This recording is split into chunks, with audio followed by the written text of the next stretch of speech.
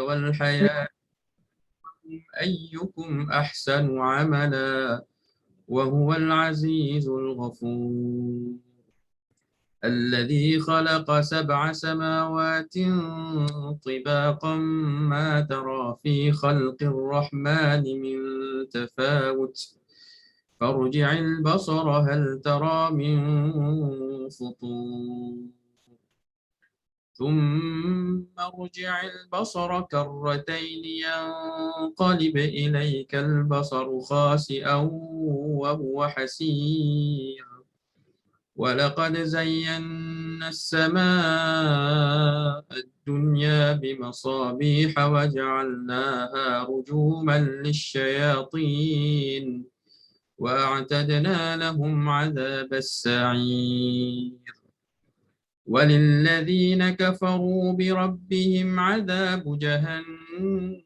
وبئس المصير إذا ألقوا فيها سمعوا لها شهيقا وهي تفور تكاد تميز من الغيظ كلما ألقي فيها فوج سألهم خزنتها ألم يأتكم نذير قالوا بلى قد جاءنا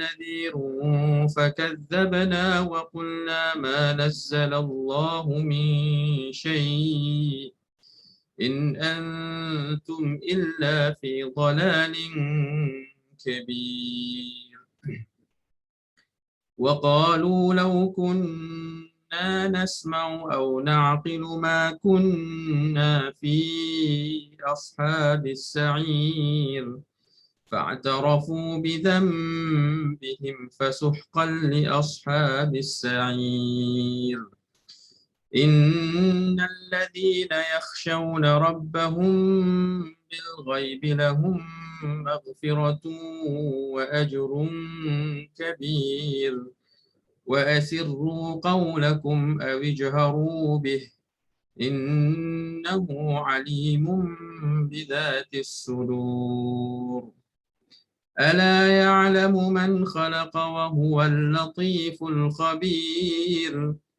هو الذي جعل لكم الأرض ذلولا فامشوا في مناكبها وكلوا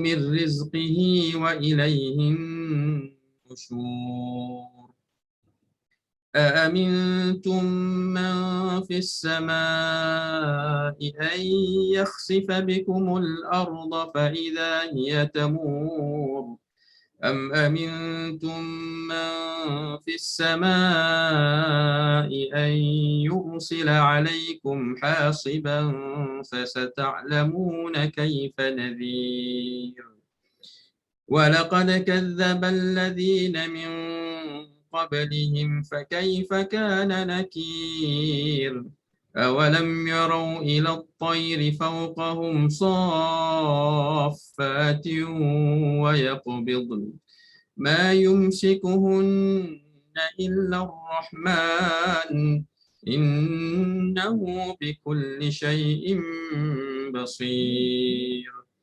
أمن هذا الذي هو جند لكم ينصركم من دون الرحمن إن الكافرون إلا في غرور أمن هذا الذي يرزقكم إن أمسك رزقه بل لجوا في عتو ونفور أفمن يمشي مكبا على وجهه أهدى أمن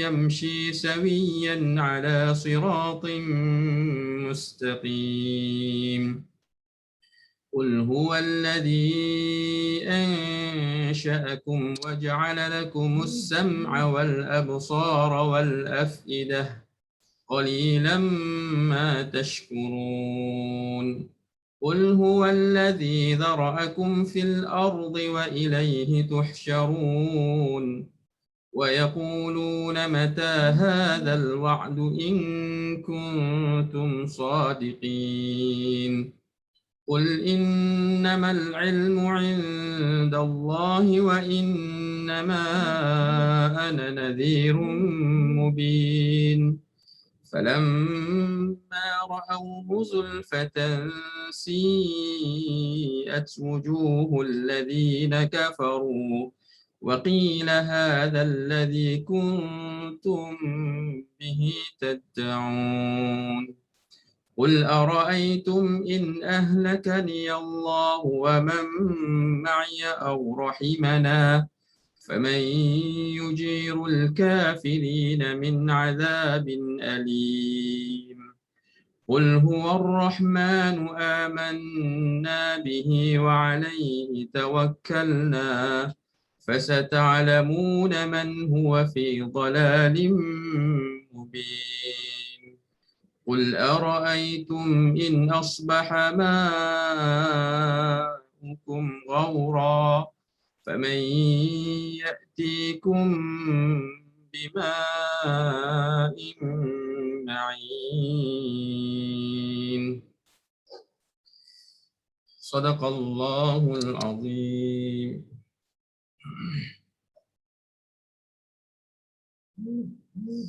Ahlan wa sahlan, hayyakumullah. Yang baru masuk, jazakumullah khairan kathiran. Yang telah lama masuk juga dialu-alukan. Yang pertama kali masuk sangat-sangat dialukan. Dan tuan-tuan, mohon supaya kongsikan link kuliah usrah kita pada malam ini kepada rakan-rakan, kepada ahli keluarga, supaya lebih ramai lagi yang dapat terlibat dan hadir dalam majlis ilmu, majalis zikir, yang merupakan salah satu di antara jalan-jalan menuju syurga Allah Subhanahu wa taala yang telah disebutkan dalam hadis Nabi sallallahu alaihi wasallam yang sahih, man salaka tariqan yaltamisu fihi ilman sahhalallahu lahu bihi tariqan ilal jannah. Sesiapa yang melalui salah satu di antara jalan-jalan menuntut ilmu, maka Allah Ta'ala akan permudahkan kepada dia jalan menuju kepada syurga Allah Subhanahu wa taala, teman-teman syurga Allah Subhanahu wa taala. Hadirin dan hadirat yang sekalian, kita meneruskan kuliah bersama Al-Fadhil Ustaz Maisat Rahman hafizahullah taala dengan pembacaan kitab wasiat Imam Ibn Qudamah Al-Maqdisi rahimahullah taala. Tuan-tuan boleh semak kitab ataupun buku yang telah pun diterjemahkan oleh Al-Fadhil Tunku Pasir Gudang pada muka surat 43. Ya. Baik. Kita baru 500 lebih orang. Saya harap akan ada pertambahan insya-Allah, walaupun kita dalam iklan 9:15 minit.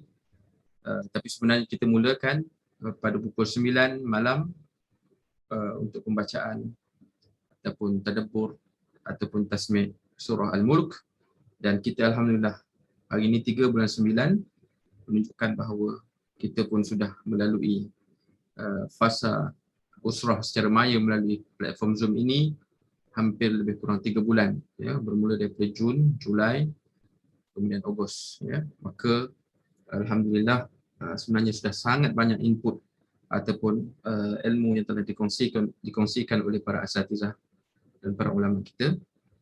Ya. Mungkin ada yang kita ingat dan mungkin ada yang kita lupa, ya. Jadi nota-nota yang dikongsikan oleh rakan-rakan ketika dalam ruangan chat sangat bermakna. Kita boleh copy dan paste, kita boleh simpan sebagai catatan kita dan untuk rujukan kita, untuk mengingatkan kembali segala apa yang tidak terlintas ataupun tidak kita ingat dalam kuliah. Hadirin dan hadirat untuk sekalian, dengan itu saya mengalu-alukan Al-Fadhil Tunku Pasir Gudang hafizahullah taala dan memberikan laluan kepada Al-Fadhil untuk kuliah kita pada malam ini. Falyatafadhal mashkuran majura. Tafadhal Ustaz. A'udzu billahi samil alim minasyaitonir rajim. Bismillahirrahmanirrahim. Assalamualaikum warahmatullahi wabarakatuh. Alhamdulillahirabbil alamin. Wal 'aqibatu lil muttaqin wa la 'udwana illa 'alal zalimin. أشهد أن لا إله إلا الله وحده لا شريك له وأشهد أن محمدا عبده ورسوله اللهم صل وسلم وبارك على سيدنا محمد وعلى آله وصحبه أجمعين وبعد.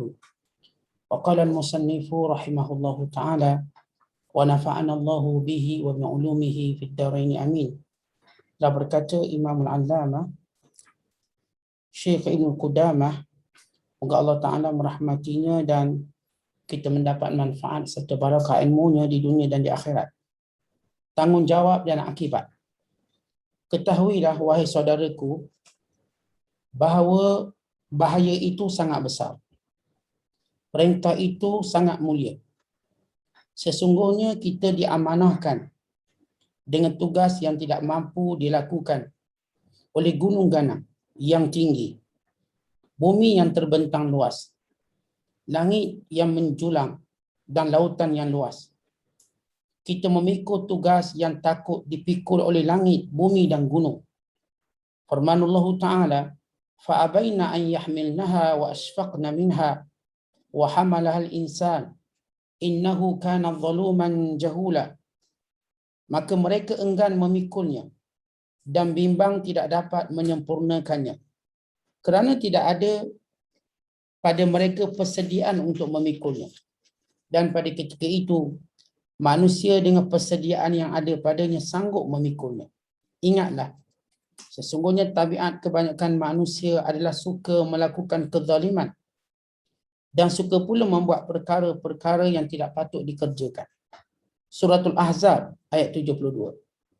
Diciptakan kepada kita neraka yang sungguh dahsyat azabnya yang tidak dapat dibandingkan. Dan Allah Subhanahu wa Ta'ala berjanji untuk memenuhi neraka dalam kalangan kita manusia dan jin. Sebagaimana dalam firman-Nya, la'amla'anna jahannama minal jinnati wan nasi ajma'in. Demi sesungguhnya aku akan memenuhi neraka Jahannam dengan semua jin dan manusia yang pada masa hidupnya tidak berusaha untuk beriman dan beramal soleh. Suratul Sajdah ayat 13. Bagaimana keadaan orang yang dibakar ke seluruh tubuh badannya oleh api neraka? Setiap kali terbakar hangus kulitnya, maka digantikan dengan kulit yang baru, diseret ke dalam kepanasan api neraka. Kepanasan memuncak kepada badan dan wajahnya, dituangkan di atas kepalanya, maka menggelegak apa yang berada dalam perutnya, disentap kulit daripada badannya, kemudian dibakar dalam api yang menyala pada jasad dan wajahnya. Azab yang tidak terperi sakitnya dan tidak akan terhenti, dan mereka tidak mampu untuk mengharapkan adanya jalan keluar. Allah Ta'ala berfirman, innal mujrimina fi azabi jahannam khalidun la yufattaru anhum wa hum fihi mublisun wa ma zalamnahum walakin kanu humudz zalimin wa nadaw ya malikul yaqdi alaina rabbuk qala innakum makisun. Sesungguhnya orang-orang yang berdosa dengan kekufurannya kekal selama-lamanya dalam azab siksa neraka Jahannam. Tidak diringankan azab itu daripada mereka, dan mereka tinggal menderitainya dengan berputus asa daripada mendapat sebarang pertolongan.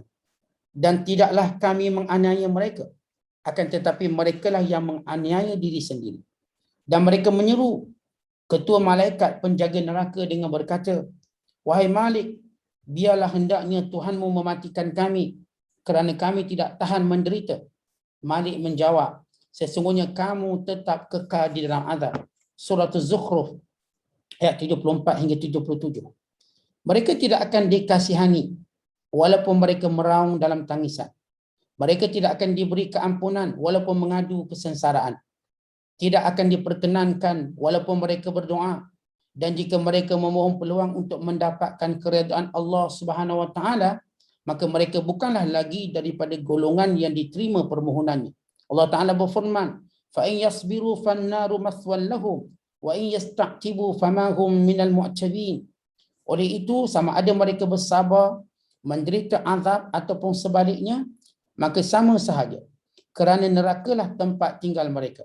Dan jika mereka memohon peluang untuk mendapat keredaan Allah, maka mereka bukanlah lagi daripada orang yang diterima permohonannya.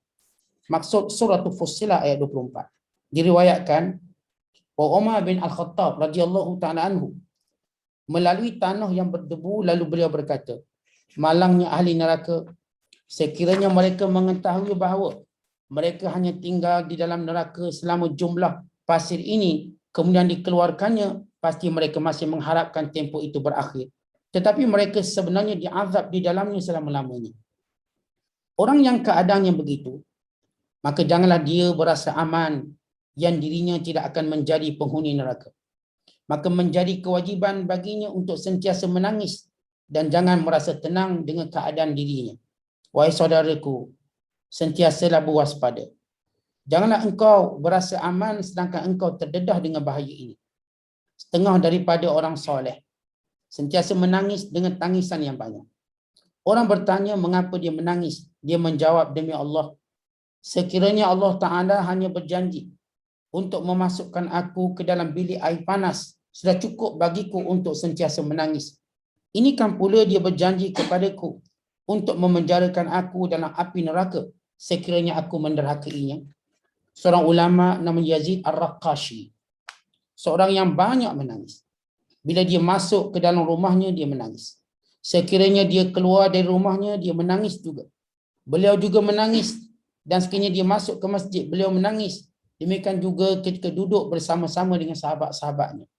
Anaknya pun berkata, wahai Abah, banyaknya Abah menangis. Demi Allah, sekiranya neraka tidak diciptakan melainkan untuk Abah sahaja, jangan Abah tambah lebih daripada ini.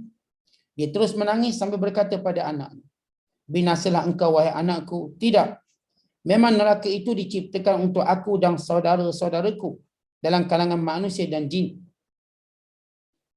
Tidak engkau membaca Al-Quran wahai anakku? Ya ma'syaral jinni wal ins, in istata'tum an tanfudhu min aqtaris samawati wal ardi fanfudhu. La tanfuzuna illa bisultan. Wahai sekalian manusia dan jin, kalau kamu dapat menembus keluar dari kawasan-kawasan langit dan bumi untuk melarikan diri dari kekuasaan dan balasan kami, maka cubalah kamu menembus keluar. Kamu tidak akan menembus keluar melainkan dengan satu kekuasaan yang mengatasi kekuasaan kami. Masa akan dapat. Surah Ar-Rahman ayat 33. Tidakkah engkau membaca ayat yursalu alaikuma syuwazun min narin wa nuhasun fala tantasiran? Kamu wahai golongan yang kufur ingkar daripada kalangan jin dan manusia akan ditimpakan dengan api yang menjulang-julang dan leburan tembaga cair yang membakar. Dengan yang demikian kamu tidak dapat mempertahankan diri daripada azab seksa itu. Tidakkah engkau membaca ayat fa idzan syaqqatis samaa'u fakanat wardatan kaddihan fa bi ayyi ala'i rabbikuma tukadziban fa yawma idzin la yus'alu an dhanbihi insun wala jan fa bi ayyi ala'i rabbikuma tukadziban yu'raful mujrimuna bisimahum fayukhadhu bin nawasi wal aqdam fa bi ayyi ala'i rabbikuma tukadziban hadhihi jahannamul lati yukadzibu bihal mujrimun yatufuna bainaha wa bain hamimin an. Selain itu sungguh ngeri ketika langit pecah belah lalu menjadi ia merah seperti mawar, berkilat seperti minyak. Maka yang mana satu di antara nikmat-nikmat Tuhan kamu yang kamu hendak dustakan? Pada masa itu tiada siapa pun, sama ada manusia ataupun jin, yang akan ditanya tentang dosanya, kerana masing-masing dapat dikenal menurut keadaannya. Maka yang mana satu di antara nikmat-nikmat Tuhan kamu yang kamu hendak dustakan? Orang-orang yang berdosa dapat dikenal daripada tanda-tandanya, lalu dipegang dari atas kepala dan kakinya serta diseret ke neraka. Maka yang mana satu di antara nikmat-nikmat Tuhan kamu yang kamu hendak dustakan? Lalu dikatakan kepada mereka, inilah neraka Jahannam yang selalu orang yang berdosa mendustakannya. Mereka terus diseksa berulang-ulang di antara api neraka dengan air yang menggelegak yang cukup masak panasnya. Surah Ar-Rahman ayat 37 hingga 44. Dia pantas berdiri sambil mengeliling rumah dan menjerit dengan suara yang kuat lalu jatuh pingsan. Ibunya berkata pada anaknya, ini anak Yazid Ar-Raqashi, wahai anakku, apa yang ingin kau lakukan pada ayahmu? Anaknya menjawab, demi Allah, saya hanya ingin meringankan bebanannya, bukan untuk menambahkan kerisauannya sehingga dia membunuh dirinya sendiri. Ketahuilah wahai saudaraku, sesungguhnya orang yang sebenar takut kepada neraka adalah orang seperti kita juga. Bukan kita sepatutnya lebih bimbang dan takutkan neraka berbanding mereka? Apakah jaminan yang membuatkan kita berasa terselamat daripadanya? Muslimin dan muslimat yang dirahmati Allah sekalian, satu tajuk itu tanggungjawab dan akibat. Apa maksud tanggungjawab dan akibat? Dengan mudah untuk kita fahami, amanah yang Allah Ta'ala bertanggungjawabkan kepada hambanya, kepada manusia, dan kesan kerana tidak melaksanakan amanah. Bila Allah Ta'ala menyebut dalam suratul Ahzab, Inna aradna al-amanata 'ala as-samawati wal ardi wal jibal fa abaina an yahmilnaha wa ashfaqna minha wa hamalaha al-insan innahu kana zaluman jahula. Kami tawarkan amanah ini kepada langit, kepada bumi, kepada gunung ganang. Lalu mereka takut dan gentar untuk memikulnya. Kerana bimbang tidak ada persiapan dan persediaannya, maka ia ditanggung oleh manusia. Manusia sanggup mengambil amanah untuk jaga dunia, untuk hidup di dunia, untuk jadi khalifah di dunia. Kebanyakan manusia, kata Allah, dia ada dua sifat. Yang pertama, sifat zalim. Dia suka menzalimi dirinya dan menzalimi orang lain. Yang kedua, sifat jahil. Dia tak tahu akibat setiap perbuatannya. Dia tak tahu bila mana dia buat dosa akibat kemurkaan Allah. Dia tak tahu akibat dia melakukan perkara yang Allah murka, azab yang disediakan begitu dahsyat daripada apa yang dibayangkan. Maka inilah sifat zalim dan kejahilan manusia. Untuk kita faham ayat ini, saya bawa dalam tafsir At-Tabari. Di mana kata Imam At-Tabari, iaitu Imam Ibn Jarir At-Tabari, meriwayatkan daripada Ibn Abbas, ini riwayat daripada Ibn Abbas, ketika mana Allah Ta'ala membentangkan amanah ini kepada Adam AS. Lalu Allah berfirman, khudha bima fiha, wahai Adam, ambillah amanah ini dan apa yang terkandung pada amanah ini. Fa in ata'ta ghafartu laka. Kalau sekiranya kamu mematuhi amanahku, maka akan kuampunkan dosamu. Wa in asaita azabtuka. Kalau kamu melanggarnya, akan kuazab kamu. Lalu kata Adam AS, qabiltu. Saya menerima amanah ini, wahai Allah. Fama kana illa qadra ma bainal asr ila al-laili min zalika al-yawm hatta asab al-khatiyah. Waktu Allah ciptakan Adam dan sempurnakan ciptaan Adam AS, maka Allah Ta'ala menyuruh pada malaikat sujud. Malaikat Iblis tidak sujud kepadanya. Maka kemudian Allah Ta'ala halau Iblis keluar daripada alam malaikat. Dan Allah Ta'ala berfirman kepada Adam, wahai Adam, tinggallah kamu dalam syurga. Baik, ketika mana Adam berada dalam syurga, Allah kata, aku inginkan beri amanah kepada kamu, wahai Adam. Di mana Adam dimasukkan dalam syurga selepas asar. Waktu asar dia masuk syurga. Maka Allah kata, wahai Adam, ambil amanah ini, iaitu mentaati aku. Kalau kamu mampu mentaati aku, maka akan kuberikan kemuliaan pada kamu, itu keampunanku. Tetapi kalau sekiranya kamu menderhakai, maka akan kuadab. Baik, Adam pun terima amanah ini. Kata Imam Ibn Jarir, dari riwayat Ibn Abbas tadi, daripada asar sampai maghrib, belum sampai maghrib, tiba-tiba Adam dah buat kesalahan yang pertama. Sehingga diturunkan di muka bumi. Lalu, tuan-tuan tengok, kita manusia yang lemah sebenarnya. Dan Allah telah bertanggungjawabkan kita dengan amanah waktu Allah memilih kita untuk hidup di dunia. Allah berfirman, hal ata 'alal insan hinum minad dahr lam yakun syai'an madhkura. Tidakkah kamu tahu dahulu kamu tidak pernah wujud di atas muka bumi ini? Inna khalaqnal insana min nutfatin amsyajin nabtali faja'alnahu sami'an basira. Kemudian kami ciptakan manusia ini daripada air mani yang bercampur dan kami jadikan dia mendengar dan dia melihat. Inna hadainahu sabila imma syakiran wa imma kafura. Dan sesudah itu kami tunjukkan kepada mereka dua jalan, iaitu jalan beriman dan jalan kufur. Dan bagi yang beriman, kami berikan kepadanya segala ganjaran. Bagi yang kufur, inna a'tadna lil kafirina salasila wa aghlalan wa sa'ira. Bagi yang kufur, kami sediakan rantai-rantai daripada api neraka. Dan kami sediakan kepada mereka belenggu-belenggunya. Dan kami sediakan kepada mereka azab api neraka yang sentiasa menyala-nyala. Allah dah beri amaran pada manusia. Tapi manusia sanggup dan kita sanggup untuk hidup di sini. Untuk menjadi khalifah Allah. Tetapi kecuaian yang berlaku pada kita selalu berlaku. Selalu berlaku kecuaian. Dan Allah Ta'ala Maha tahu akan kelemahan kita. Maka Allah tahu akan keampunan. Tapi malangnya kita juga tidak mau memohon ampun pada Allah, sebahagian kita. Dan malangnya juga kita tak pernah memikirkan kegentaran kita dengan azab yang Allah sediakan pada setiap yang berderhaka. Apa yang Allah sediakan? Allah sediakan neraka. Tentang walaupun neraka ini bagi orang kafir kekal selamanya.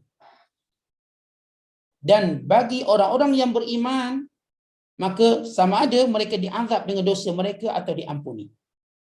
Fa in asaba faman asaba min zalika syai'an in syaa'a afa anhu wa in syaa'a adzabahu. Kata Nabi sallallahu alaihi wasallam, orang beriman kalau buat dosa, sama ada Allah ampunkan dia, maka dia tak akan dikenakan azab, atau Allah tetap azabnya dengan keadilan Allah. Baik, asasnya kita faham begitu. Begitulah kenyataan takrirnya, bahawa orang kafir kekal dalam neraka. Manakala orang beriman, kalau Allah ampunkan, dia masuk syurga selama-lamanya. Maka kalau dia ada dosa, maka dia akan diazab dengan satu tempoh. Namun, tuan-tuan, macam mana Rasulullah faham tentang neraka? Walaupun baginda sallallahu alaihi wasallam, baginda SAW dijamin syurga. Tetapi Rasulullah bila sebut neraka, Nabi menangis. Dalam satu hadis, ketika mana Nabi sedang berkhutbah, Nabi menyebut an-nar, an-nar, api neraka, api neraka. Yang menyebabkan para sahabat semuanya tertunduk dan mereka menangis. Walhal kita tahu neraka pertama khas untuk orang kafir. Yang kedua, bagi orang beriman mungkin diampunkan. Mungkin diampunkan dan masuk syurga. Namun sifat orang beriman sentiasa takut neraka, sebab kita tak tahu kesudahan kita bagaimana. Kita tak tahu. Bahkan kita juga tidak tahu apakah amalan kita diterima atau tidak. Tuan-tuan tengok, Nabi SAW ketika mana menyembelih binatang korban, apa Nabi sebut dalam doa baginda? Allahumma taqabbal min Muhammad wa ali Muhammad. Ya Allah, terimalah daripada Muhammad dan keluarga Muhammad. Kenapa baginda SAW masih berdoa, ya Allah terimalah? Kerana Nabi bimbang amalannya tidak diterima. Maka kita ni tuan-tuan yang serba kekurangan, tiba-tiba kita macam confident Tuhan terima. Kalau kita baca sejarah pembinaan Kaabah, ketika mana Nabi Allah Ibrahim bersama dengan Nabi Allah Ismail membina Kaabah. Apa yang disebut oleh Nabi Ibrahim dan Ismail ketika mana siap Kaabah? Rabbana taqabbal minna innaka antas samiul alim. Wahai Tuhan kami, terimalah amalan kami. Itu Nabi, dia doa minta terimalah amalan. Di sebalik kesempurnaan para Nabi, mereka rasa takut, bimbang amalan tidak diterima. Ada seorang ulama, bila dibaca ayat Rabbana taqabbal minna, itu ucapan Nabi Ibrahim dan yang diaminkan oleh Nabi Ismail sesudah siap membina Kaabah, wahai Tuhan kami, terimalah daripada kami apa telah kami lakukan. Ulama ni bila baca ayat ni dia menangis. Lalu dia berkata, ma balu khalilullah yakhafu alla yaqbala min alla yaqbala minhu. Kalaulah kekasih Allah bimbang amalannya tidak diterima, bagaimana kita? Sehingga Nabi Allah Ibrahim doa, ya Allah terimalah. Kerana itulah kita lihat bagaimana Rasulullah SAW senantiasa menangis bila mengenangkan neraka. Dan Nabi sentiasa berlindung kepada Allah. Allahumma inni a'udzubika min azabin nar. Selepas solat Rasulullah kata apa? Allahumma ajirni minan nar, Allahumma ajirni minan nar, Allahumma ajirni minan nar. Nabi baca 7 kali. Ya Allah, selamatkan aku daripada azab api neraka. Tuan-tuan, Rasulullah maksum. Dia pelihara, dijaga, dijamin. Tapi neraka terlalu menggerungkan. Sehingga Rasulullah juga minta perlindungan. Hatta malaikat, ketika mana Rasulullah di-mi'rajkan ke langit, Rasulullah tanya Jibril, kenapa malaikat tu tak senyum? Kenapa mereka ni semua tak senyum? Semenjak diciptakan neraka, tak ada lagi malaikat yang senyum. Mereka takut. Walhal Allah tidak sebut bahawa neraka itu tempat malaikat. Bahkan bila Allah Ta'ala menyatakan la'amla'anna jahannama minal jinnati wan nasi ajma'in, akan kupenuhi neraka ini dari kalangan jin dan manusia. Tapi malaikat takut. Malaikat Malik yang menjaga neraka pun tak pernah senyum semenjak diciptakan neraka. Sebahagian ulama, iaitu malaikat Israfil juga tidak senyum kerana melihat neraka. Bila Allah Ta'ala disebut dalam hadis yang sahih, bila Allah menciptakan neraka, Allah Ta'ala ciptakan syurga, Allah suruh Jibril pergi tengok. Wahai Jibril, pergi tengok. Lalu kata Jibril, ya Allah, semua orang merindui syurga. Kemudian Allah menghiasi keliling syurga itu dengan sesuatu yang dibenci, makarih, iaitu syariat, perintah. Lalu malaikat bila tengok, ya Allah, tak tahulah siapa yang boleh masuk syurga ni. Sebab apa? Syariat itu akan rasa terbeban oleh manusia, walaupun ringan. Kemudian Allah Ta'ala menyuruh Jibril untuk pergi melihat, meninjau neraka. Maka pergi ke neraka, ya Allah, tidak ada yang mendengar tentang neraka, mereka minta, mereka tidak akan memasukinya, mereka tidak ingin memasukinya, dan mereka akan berlindung. Tiba-tiba Allah hiaskan neraka tadi dengan syahwat, dengan keseronokan, kesedapan hawa nafsu. Lalu kata malaikat, aku bimbang tak akan ada yang selamat. Tentang neraka ini, walau saya katakan tadi, kita dah baca ayat-ayat ceritakan tentang orang kafir akan masuk, orang jahat. Tetapi sejauh mana jaminan kita bahawa kita berterusan dalam mentaati Allah? Sebab itu para ulama dahulu, mereka boleh sebut neraka, mereka menangis kerana dua sebab. Yang pertama, mereka bimbang mereka tidak boleh istiqamah dengan ketaatan ini sampai akhir bertemu dengan Allah. Mereka bimbang. Sebab itu doa yang mereka baca, dan itu yang Nabi SAW ajar, ya muqallibal qulub, sabbit qalbi ala dinik.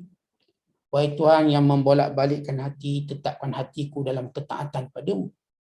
Tuan-tuan, doa ini yang baginda sallallahu alaihi wasallam sentiasa baca dan dibaca ketika tahiyat akhir, dan menjadi suatu kebimbangan bila dibaca oleh orang-orang yang kenal Allah, kerana Allah Ta'ala boleh palingkan hati manusia dengan mudah. Inna qulubal ibad baina asabi'ir rahman yukallibuha kaifa yasha. Hati-hati manusia berada dalam genggaman Allah yang boleh Allah ubah-ubah mengikut dia kehendaki. Bila kita dengar hadis, Nabi kata apa? Inna ahadakum la ya'malu bi'amali ahli jannah hatta la yakuna bainahu wa bainaha illa dhira' fayasbiqu 'alaihi alkitab fayamalu bi'amali ahli an-nar fayadkhuluha. Ada kalangan kamu, kata Nabi SAW, dia buat amalan baik sehingga jaraknya dengan syurga cuma sejengkal, cuma dhira', cuma satu jengkal. Dengan kata lain, yang memisahkannya cuma dia belum mati. Tiba-tiba sebelum dia mati, dia buat benda jahat. Dia buat benda jahat, terbatal kebaikannya, maka dia pun masuk neraka.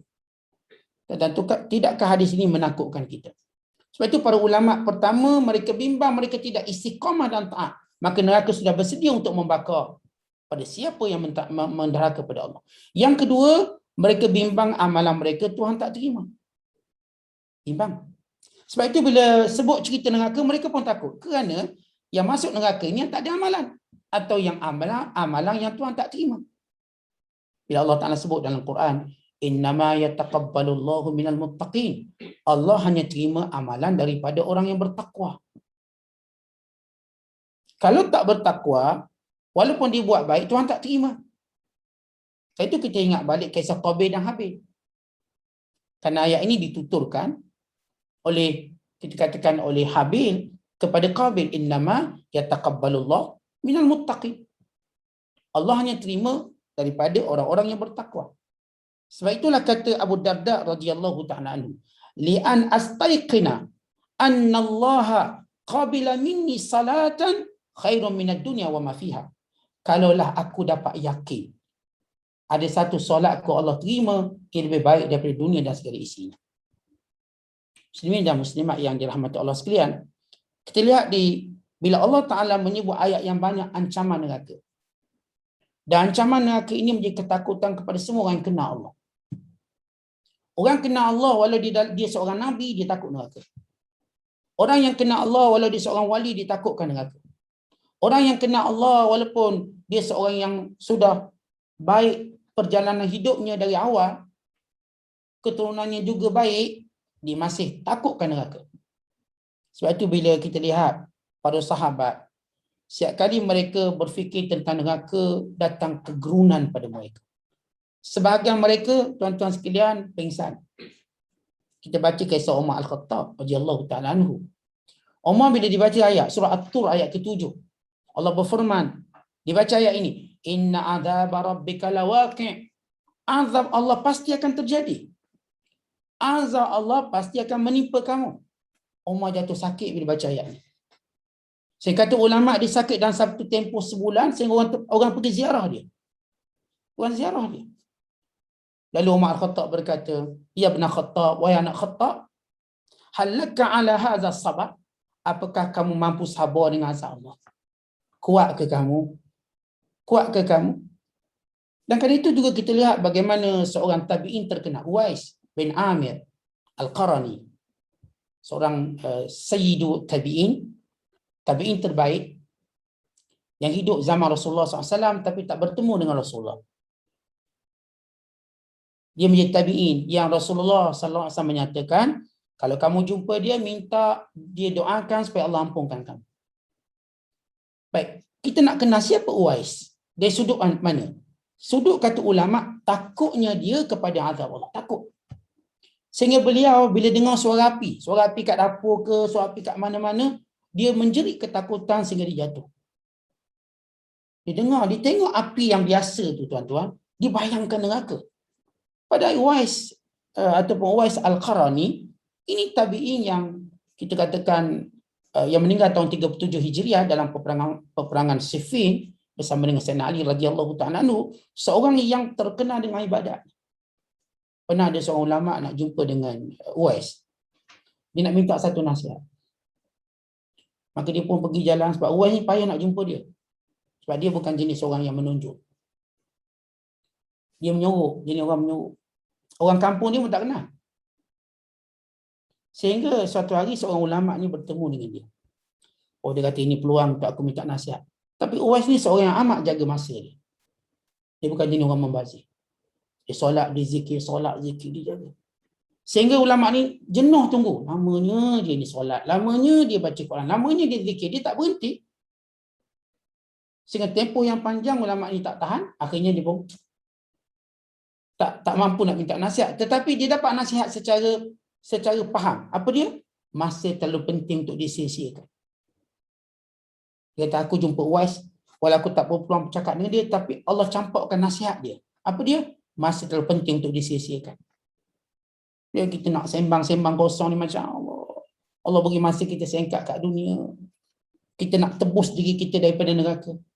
Kita nak cari satu amalan yang menyelamatkan kita daripada azab Allah.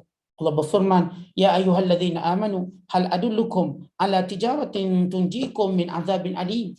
Wahai orang beriman, maukah aku tunjukkan pada kamu suatu perniagaan yang kamu akan selamat daripada azab neraka. Kenapa Allah sebut perniagaan? Sebab bila kita nak untung cepat, kena berniaga. Tapi untung banyak tu untuk apa tuan-tuan sekalian? Nak bebaskan diri kita dari neraka. Nak bebaskan. Sebab siapa pun orang-orang beriman, Allah akan campurkan dalam hatinya takut pada neraka. Kalau dia tak rasa takut, imannya cacat. Saya tak rasa apa pun. Iman awak ada masalah. Kerana yang memberi amaran tentang api neraka Allah. Dalam ayat yang banyak dalam Quran. Bila kita baca ayat demi ayat, Allah memberi amaran, Allah memberi suatu peringatan kepada semua manusia. Itu saya katakan Nabi-Nabi pun takut neraka. Walau mereka terselamat. Malaikat pun takut neraka. Walau mereka tidak termasuk di kalangan golongan ahli neraka. Maka orang beriman yang sudah baik perjalanan hidup tetap takutkan neraka. Umar Al-Khattab, tuan-tuan sekalian, waktu mana beliau kena tikam. Kita tahu beliau, Umar Al-Khattab, pada tahun 23 Hijriah beliau ditikam oleh Abu Lu'lu'ah. Fairuz Abu Lu'lu'ah yang terkenal sejarah pembunuhan Umar Al-Khattab. Tuan-tuan, bila Umar Al-Khattab, beliau ditikam dengan 3 tikaman. Sehingga bila beliau kena tikaman, maka beliau pingsan. Bila bangun, maka doktor yang merawatnya bagi minum susu. Waktu minum susu, susu tu keluar daripada perut dia. Maka doktor tu tahu ini memang tak ada harapan. Tapi apakah antara ucapan Umar Al-Khattab, antara ucapan terakhir? Ada banyak ucapan. Antara. Di mana ketika mana Umar Al-Khattab radhiyallahu ta'ala ditikam, apa kata dia? Lau anna li tala'ul ardi zahaban laftadaitu bihi min azabillah qabla an arahu. Kalaulah aku ada kekayaan sepenuh bumi ini, nescaya aku tebusnya. Nescaya aku gunakannya untuk selamat daripada azab Allah sebelum aku tengok azab Allah. Tuan, bila kita tengok komentar ulama, mereka sahabat orang yang sempurna. Orang yang Masya Allah, ketakutan mereka begitu. Kita ni tuan-tuan serba kurang tapi tak rasa apa pun. Kita takut lagi kalau ekonomi jatuh. Takut no. Sebab bimbang ekonomi jatuh, bimbang. Kita takut lagi kalau bisnes tak jalan dengan macam kita rancang. Allah, bisnes tak jalan lah. Kita macam takut lagi anak-anak tak boleh masuk universiti, anak-anak tak berkesempatan belajar di universiti. Anak tak boleh masuk universiti, bodoh lah anak saya ni. Ketakutan kita tuan-tuan, ketakutan yang tak ada asas yang kuat. Sebab asasnya kita bimbang anak-anak kita hal ini tentang apa sebenarnya? Tentang rezeki dia je. Yang dia belajar, dia itu, dia ini, untuk dia dapat satu masa depan rezeki dia. Kata Allah boleh bagi rezeki tanpa dia belajar pun. Itu bukanlah satu kebimbangan yang patut menjadi asas ataupun satu kebimbangan besar. Yang patut kita bimbang ialah azab Allah. Contoh baca hadis Ummu Habibah atau Ramlah binti Abi Sufyan radhiyallahu taala anha. Ketika mana dia solat tahajud, kemudian dia berdoa, Allah mamatta'ni bi zauji wa abi wa akhi. Ya Allah, aku berikan kebahagiaan aku dengan suamiku, dengan ayahku, dengan saudaraku. Suami dia Nabi SAW. Dia kata, mati'ni bi zauji wa abi wa akhi. Ya Allah, aku nak bahagia dengan suamiku. Aku nak bahagia dengan ayahku, yang Abu Sufyan. Aku nak bahagia dengan adikku, yang Muawiyah. Lalu apa kata Rasulullah? Wahai Ummu Habibah, wahai Ramlah, kenapa kamu doa sesuatu yang nilainya taklah tinggi sangat? Kenapa? Kenapa kamu tak doa supaya kamu terselamat daripada azab kubur dan daripada azab neraka? Tuan-tuan, kalau kita kat dunia minta, ya Allah aku nak bahagia dengan suami aku, dengan keluarga, bukankah kebahagiaan itu berakhir dengan kematian? Dan bukankah kematian itu akan merosakkan semua kebahagiaan? Baik, bahagia kita, tuan-tuan, bukankah kebahagiaan di dunia akan berakhir dengan mati? Jadi, kalau berlaku kematian, apa nilai bahagia yang kita minta tu? Ni kita sayang suami kita, sayang sungguh-sungguh. Kita sayang isteri kita, sayang sungguh-sungguh. Dan kita doa supaya kita sentiasa bahagia. Yalah, bukankah kita tahu di dunia ini ada tempoh dia? Masuk umur 60, 70, seorang sakit, ni sakit, akhir mati.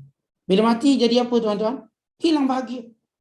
Ada seorang hamba Allah, bila suami dia mati, dia nangis sampai buta. Saya ingat dalam TV dia ada. Rupanya betul. Dia nangis suami dia sebab sayang sangat suami, nangis sampai mati. Bukankah kalau bahagia itu yang dimaksudkan, itu sengsara? Kalau seorang kata saya nak bahagia anak-anak saya, tiba-tiba anaknya mati, ya itu hukum Allah. Siap hidup akan mati. Lepas tu dia jadi apa? Sewel, gila. Sebab dia tak boleh terima ni. Sebab ni anak tunggal, ini anak harapan, ini anak yang memang dia letak segala kasih sayang. Seorang je anak dia, mati. Gila dia. Apakah itu bahagia? Sebab itu kata Nabi SAW, wahai Ummu Habibah, wahai Ramlah, bukan itu yang patut kamu doa. Bukan itu yang patut kamu bimbang. Biarlah kamu bimbang tentang azab kubur dan tentang neraka. Itu yang jadikan Uthman bin Affan, waktu berdiri di kubur, ni basah janggut kerana menangis. Kata Hani, ya Amirul Mukminin, kenapa kamu nangis? Maka jawab Uthman, kerana aku teringat tempat ni ada azab. Kalau selamat di sini, maka selamatlah di sana. Tapi kalau tak selamat, bagaimana di sana? Beliau menangis. Innal qabra awwalu manzilin min manazil akhirah. Fa in naja minhu fama ba'dahu aisaru. Wa illam yanju fama ba'dahu asyaq.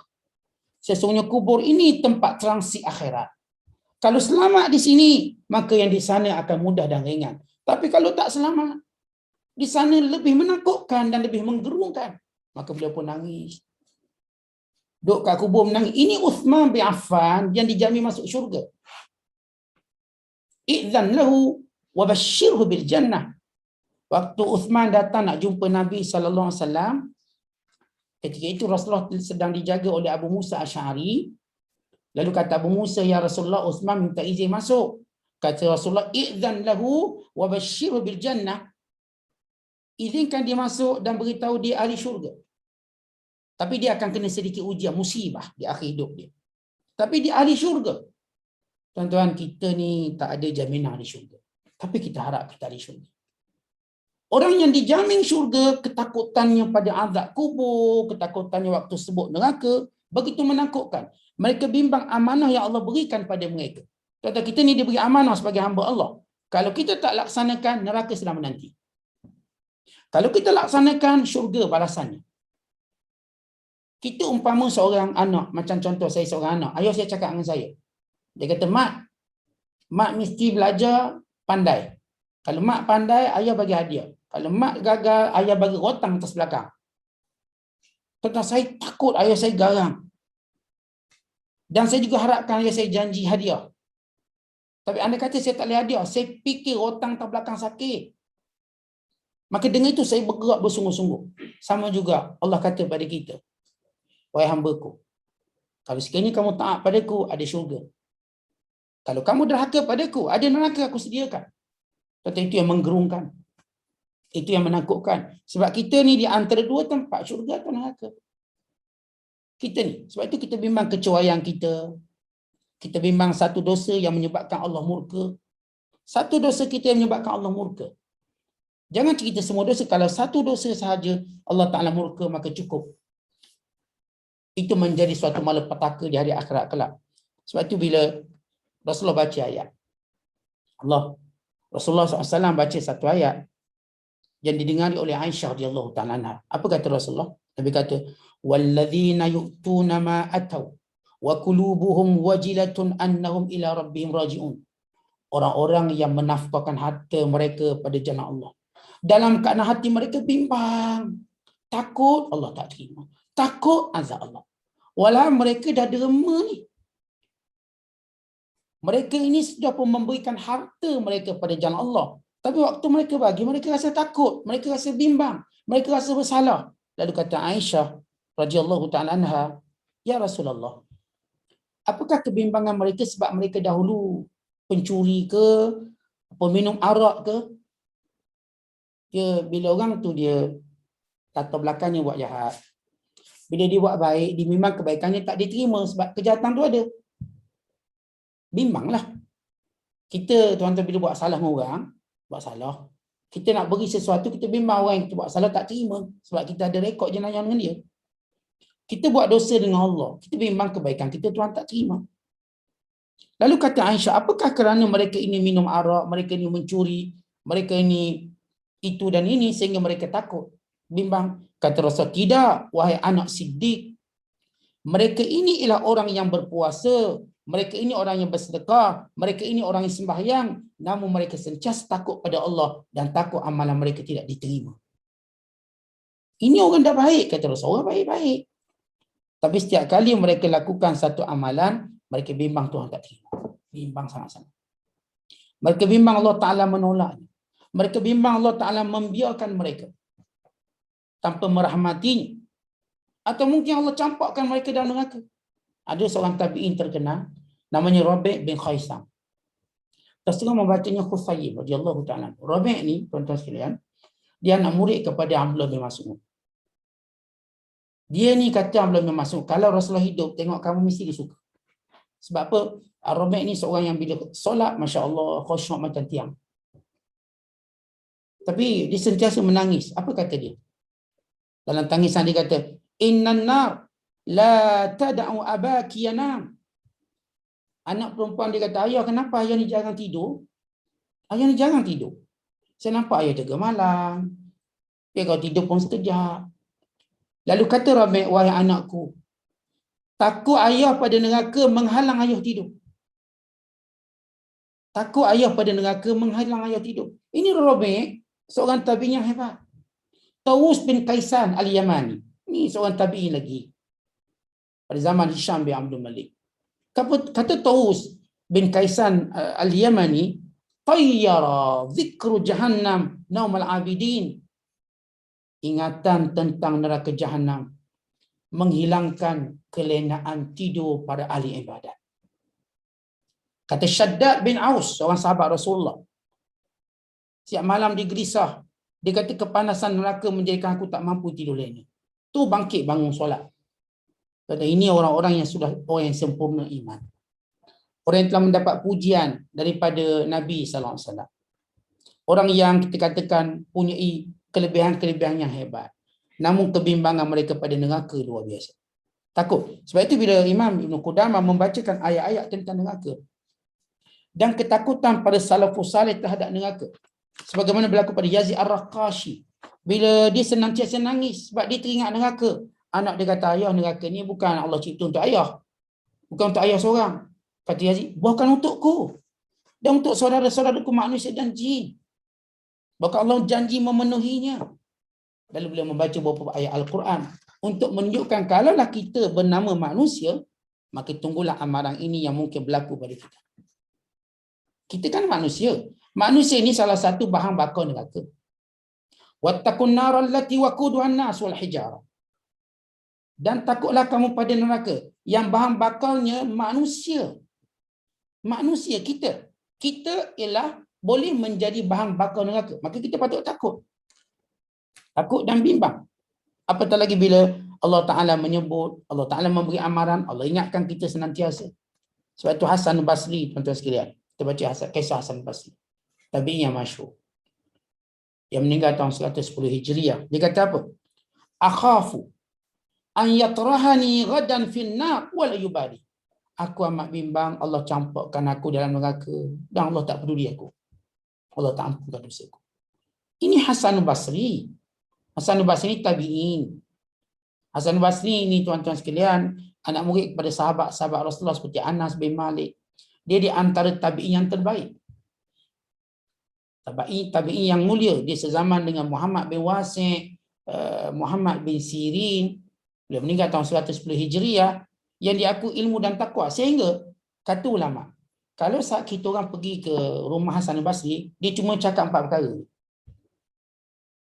Dalam ceramah dia 4 perkara dia tekan. Pertama, dia bercakap tentang neraka. Neraka, azabnya itu ini. Yang kedua, dia bercakap tentang kiamat. Yang ketiga, dia bercakap tentang akhirat. Yang keempat, dia bercakap tentang mati. Sehingga kami tak keluar daripada rumah Hasan Basri melainkan kami hisap. Lembut hati. Tuan-tuan kita kalau sembang, kita duduk, grup kita sembang-sembang apa? Sembang dunia, sembang kereta, sembang rumah, sembang pakaian, sembang puyuk belanga, sembang itu, sembang ini, semua. Sebab itu hati kita keras.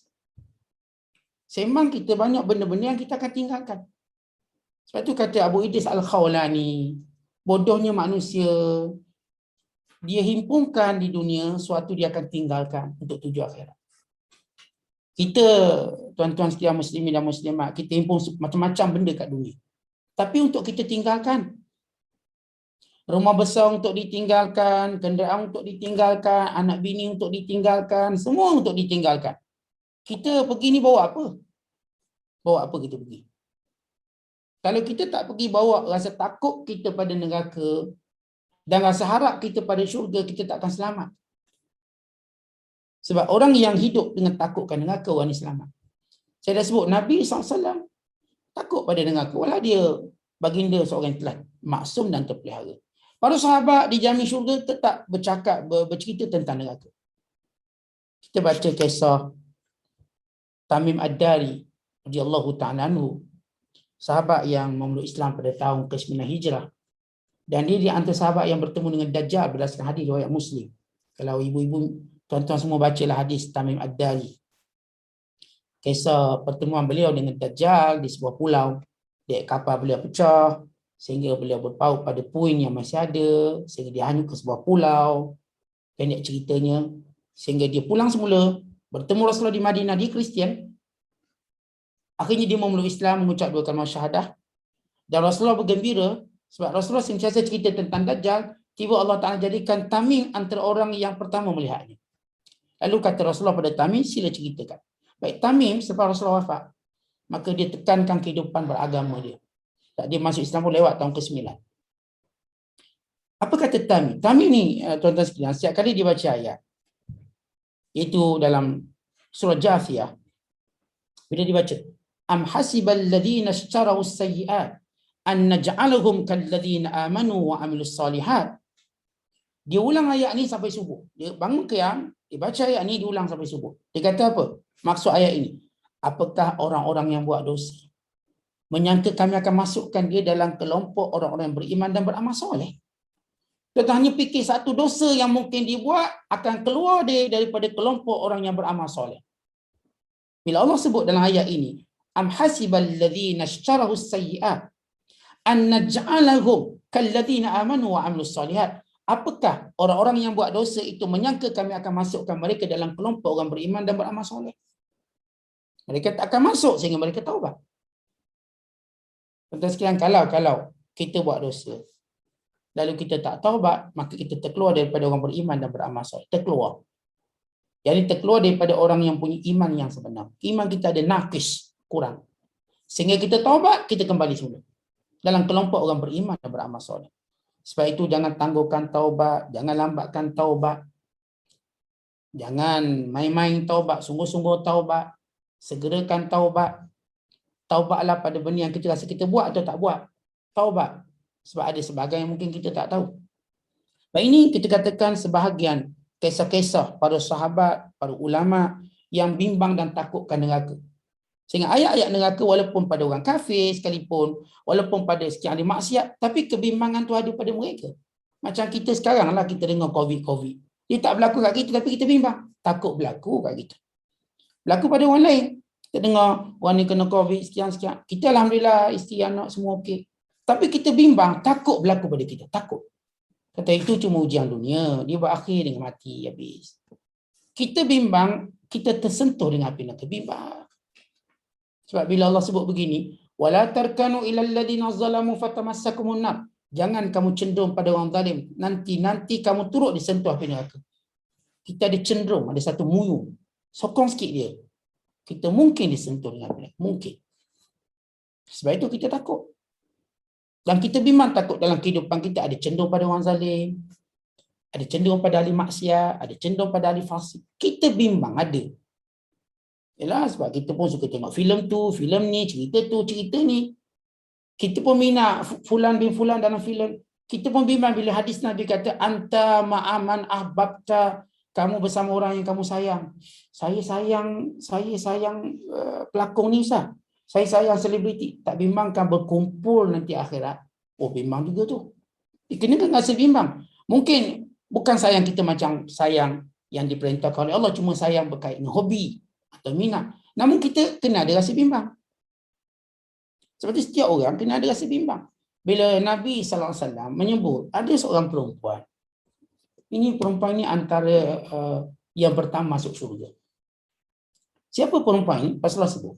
Perempuan yang setiap kali suami dia balik rumah, dia kata, abang, kalau hari ni saya buat salah, bila suami dia balik rumah, bila mereka tidur, isteri dia berkata, abang maafkan saya.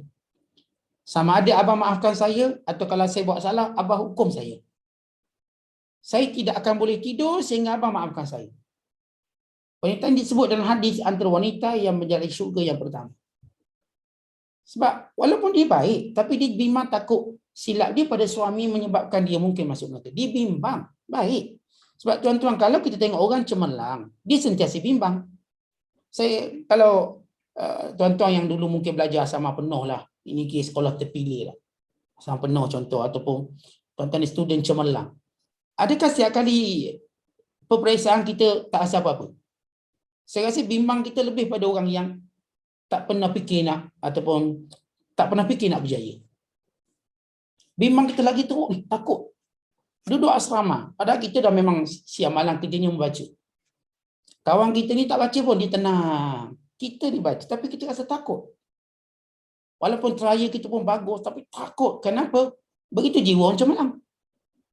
Jiwa cemerlang, dia rasa bimbang. Orang yang dah bisnes walaupun dah berjaya, dia rasa bimbang, takut, tergelincir, tersilap. Kalau dia dah berjaya. Sama juga orang yang beriman. Tuan-tuan, bila iman kita ini berada dalam keadaan tinggi, kebimbangan kita ada. Kalau tidak, kita tak bimbang apa-apa. Saya tutup dengan satu hadis Nabi SAW. Betul bila Rasulullah ziarah seorang pemuda yang sakit yang bawa kepada kematian. Lalu kata Rasulullah, kaifa tajiduka? Macam mana keadaanmu, wahai budak, wahai orang muda? Lalu kata pemuda ini, ya Rasulullah, arjullah wa inni akhafu dhunubi. Saya harapkan Allah dan saya takut dosa saya. Saya takut sebab dosa saya akan masuk dalam neraka. Lalu kata Nabi SAW, tidak berhimpun dua perkara dalam hati orang beriman seumpama di tempat ini, melainkan Allah akan beri apa yang dia harap dan Allah selamatkan dia apa yang dia takut. Pemuda ni orang baik. Bila Rasulullah ziarah dia, Nabi kata, kaifa tajiduka? Macam mana rasa, macam mana keadaan? Ya Rasulullah, saya amat mengharapkan Allah dan saya takut dosa saya. Padahal dia bukanlah pendosa. Dia orang yang baik. Ya Allah, saya takut dosa. Kata Rasulullah, tidak berhimpun dua sifat ini pada orang beriman dalam situasi ini, situasi kematian, melainkan Allah akan beri apa dia nak dan Allah amankan dia apa yang dia takut. Jadi tuan-tuan, doalah pada Allah supaya rasa takut kita pada azab, rasa takut pada neraka itu hadir. Kalau tak hadir ni tuan-tuan, ini tanda hati kita keras. Hati kita telah disibukkan dengan dunia, diperdaya oleh dunia. Hati kita ni ada ran, kalla barran ala qulubihim ma kanu yaksibun. Ketahuilah bahawa dalam hati mereka ada penutup disebabkan kejahatan dan dosa mereka. Banyakkan istighfar, banyakkan bertaubat, doa pada Allah biar Allah beri kelembutan hati, biar Allah beri rasa takut kepada kita. Dan ini doa Rasulullah, Allahumma inni as'aluka khasyataka, ya Allah aku mohon ketakutan padamu. Kita minta, kita doa pada Allah biar kita takut neraka Allah, azab Allah. Maka bila hadir benda ni tuan-tuan sekalian, maka Allah akan amankan kita. Siapa kat dunia dia tak takut azab Allah, maka dia tak akan diamankan akhirat. Siapa yang takut, maka Allah amankan dia. Kerana manusia, Allah tak akan beri dia takut dua kali. Kalau kamu di dunia sudah takut kerana azabku, maka akan ku amankan di hari akhirat kelak. Tapi kalau kat sini kamu tak takut, maka akan ku takutkan kamu akhirat kelak. Semua disebut dalam hadis.